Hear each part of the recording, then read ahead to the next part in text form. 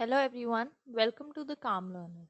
In this video, we are going to study chapter 2 of class 7 geography titled Inside Our Earth. In this chapter, we will understand what the earth is made of from the inside. We will first learn about the three layers of the earth: the crust, the mantle, and the core. Then we will study the three types of rocks: igneous, sedimentary, and metamorphic. Finally, we will understand the rock cycle, which explains how rocks change from one form to the another. This chapter is conceptual, very important for NCERT understanding, and also forms the basic foundation of physical geography for UPSC. So, let us begin. So, before we go into the details of the chapter, let us first understand one very important point. The earth is not solid throughout. Although from the surface it looks like a single solid body, the interior of the earth is made of different layers, each having different properties. Now, a natural question arises: how do we know what lies inside the earth when we cannot directly go deep into it? Scientists study the interior of the earth indirectly. One important source of information is the seismic waves produced during earthquakes. When an earthquake occurs, these waves travel through the earth, and by studying their speed and behavior, scientists get clues about the nature of materials inside the earth. Another source is volcanic materials. When a volcano erupts, molten material from deep inside the earth comes to the surface.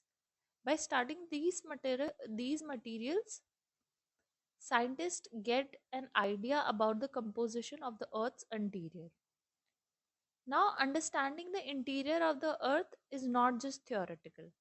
It helps explain many natural processes.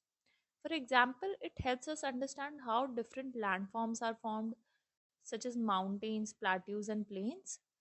It also explains why earthquakes and volcanoes occur and why they are concentrated in certain regions of the world.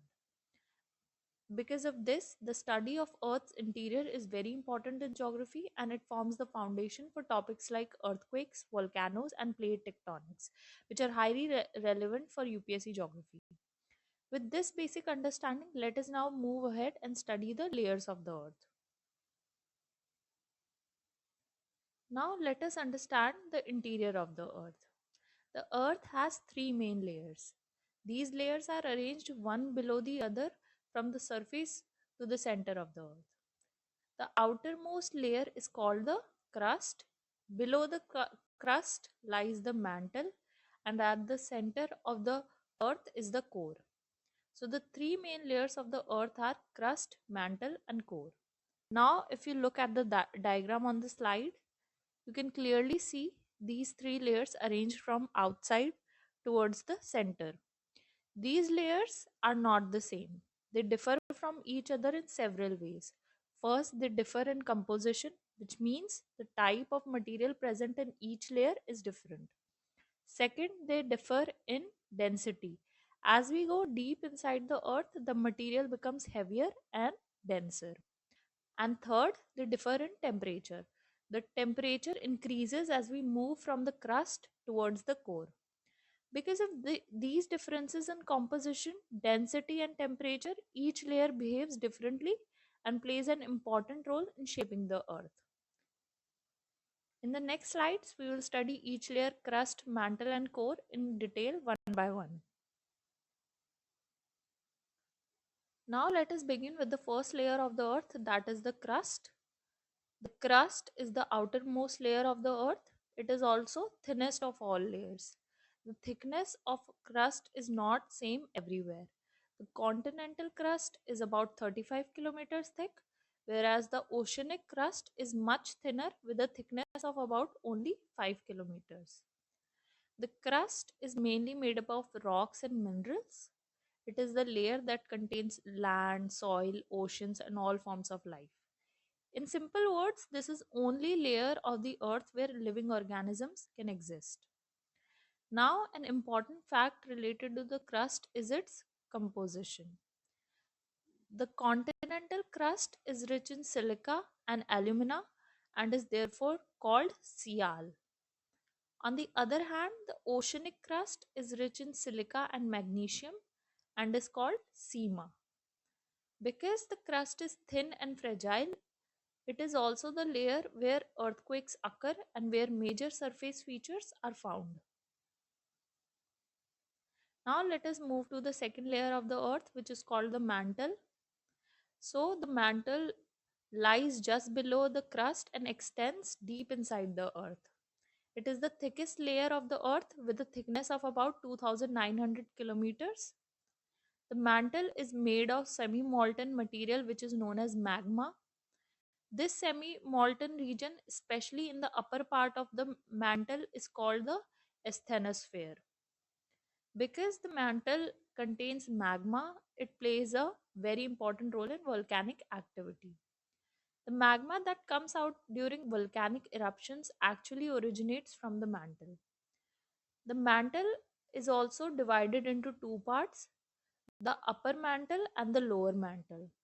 Although we cannot directly see the mantle, it is an extremely important layer as movements within the mantle are responsible for plate movements, earthquakes, and volcanoes. Now, let us move to the innermost layer of the earth, which is called the core. The core is the innermost layer of the earth.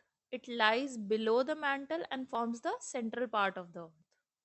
The radius of the core is about 3,500 kilometers, which makes it a very large and heavy region. The core is made mainly of nickel and iron, and because of this composition, it is called knife. The central core has an extremely high temperature and pressure. Due to these extreme conditions, the material present in the core behave very differently compared to the outer layers. The core plays a very important role in Earth's structure, especially in maintaining the internal heat of the planet. With this, we have now studied all the three layers of the Earth: crust, mantle, and core. So, now let us move on to the rocks and minerals.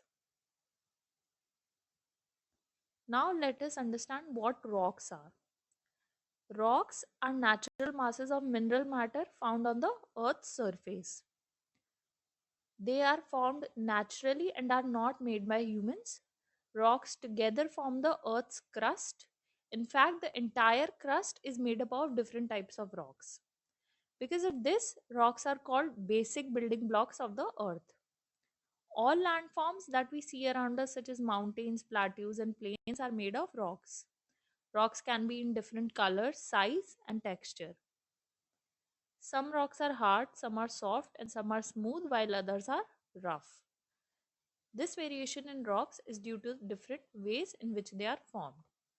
Now that we understand what rocks are, let us move on to study the different types of rocks. So, rocks are classified into three main types based on how they are formed. The first type is igneous rocks. These rocks are formed when molten magma cools and solidifies.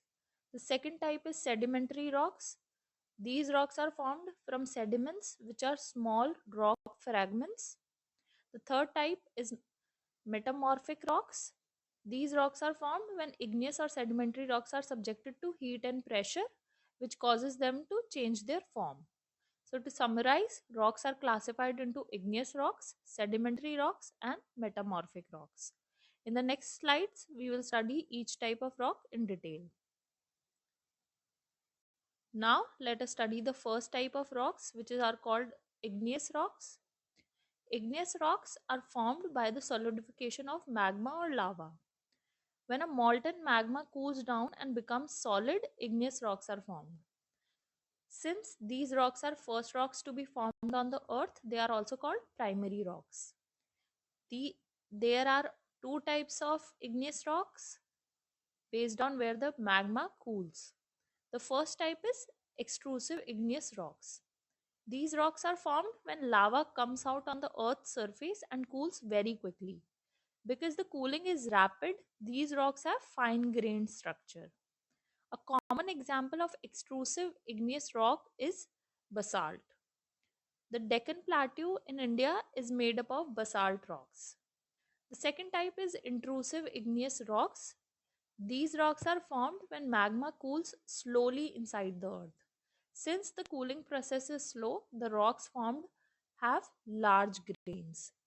An important example of intrusive igneous rocks is granite. So, igneous rocks are formed from magma or lava and are classified into extrusive and intrusive rocks.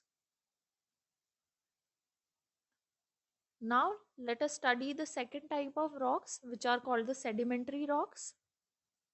Sedimentary rocks are formed from sediments, which are small rock fragments. These sediments are produced when rocks break down due to weathering. The sediments are then carried from one place to another by wind and water. Over time, these loose sediments are deposited in layers. Gradually, the layers of sediments get compressed and hardened, and this process leads to the formation of sedimentary rocks. Because of this process, sedimentary rocks are usually found in distinct layers. An important example of sedimentary rock is sandstone. Sandstone is formed from grains of sand that are compacted together. A special feature of sedimentary rocks is that they may contain fossils. These fossils can be of plants, animals, and microorganisms that lived on the earth in the past. This makes sedimentary rocks very important for understanding history of life on earth. Now let us come to the third type of rocks, which are called metamorphic rocks. Metamorphic rocks are formed when igneous rocks or sedimentary rocks change their form. This change takes place due to two main factors: heat and pressure. Because of the intense heat and pressure inside the earth, the original rock structure changes and a new type of rock is formed. However, it is important to note that the rock does not melt completely. Instead, it changes its forms and texture, which is why these rocks are called metamorphic, meaning changed rocks. For example, limestone changes into marble. Similarly, shale changes into slate. So, metamorphic rocks are those rocks that have been transformed due to heat and pressure inside the earth. Now, let us understand the concept of rock cycle. So, rocks do not remain the same forever. They change from one type to the another in a continuous cycle, which is known as the rock cycle. Let us understand this step by step with the help of the diagram. First, when molten magma cools down, it solidifies and forms igneous rock. Over time, these igneous rocks are exposed on the Earth's surface.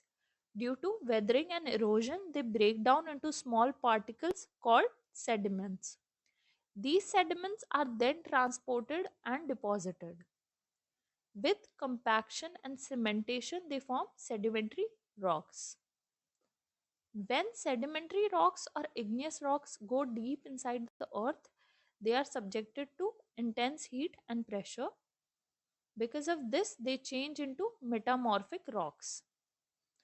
If the temperature becomes extremely high, metamorphic rocks can melt and once again form magma. This magma can cool again to form igneous rocks. In this way, the process continues in a cycle known as the rock cycle. This shows that rocks are constantly changing and no rock is permanent in nature. Now, let us understand what minerals are. Minerals are naturally occurring substances found in the earth. They have fixed chemical composition, which means each mineral has a specific chemical makeup. Minerals also have definite physical properties such as color, hardness, and luster. Because of these fixed properties, minerals can be identified and classified. Some common examples of minerals are iron, copper, and gold. These minerals are very important because they are used in industries, construction, and daily life. So, the minerals are the basic substances from which rocks are formed and they play a crucial role in human activities. Now, let us understand the uses of rocks and minerals in our daily life. Rocks and minerals are very important because they are used in many human activities. First, they are widely used in construction. Rocks like granite and marble are used to build houses, roads, bridges, and monuments. Second, minerals play a key role in industries. Minerals such as iron and copper are used to make machines, tools, vehicles, and electrical equipment. Third, some minerals are used for jewelry. Precious minerals like gold and diamond are used to make ornaments and decorative items. Lastly, rocks and minerals also provide us with energy resources. Coal and petroleum are important fuels that help in producing electricity and running industries and transport. So, rocks and minerals are not just part of the Earth's surface, but they are essential for economic development and human life. Now, let us quickly conclude what we have learned in this chapter. In this chapter, we learned that the Earth has three main layers: the crust, mantle, and core. We also understood that the rocks are basic building blocks of the Earth. There are three main types of rocks: igneous rocks, which are formed from magma; sedimentary rocks, which are formed from sediments; metamorphic metamorphic rocks, which are formed due to heat and pressure. We saw that rocks do not remain the same forever. They keep changing from one form to the another through a continuous rock cycle. Finally, we learned that the rocks and minerals are essential for human life and play an important role in natural processes as well as in economic development.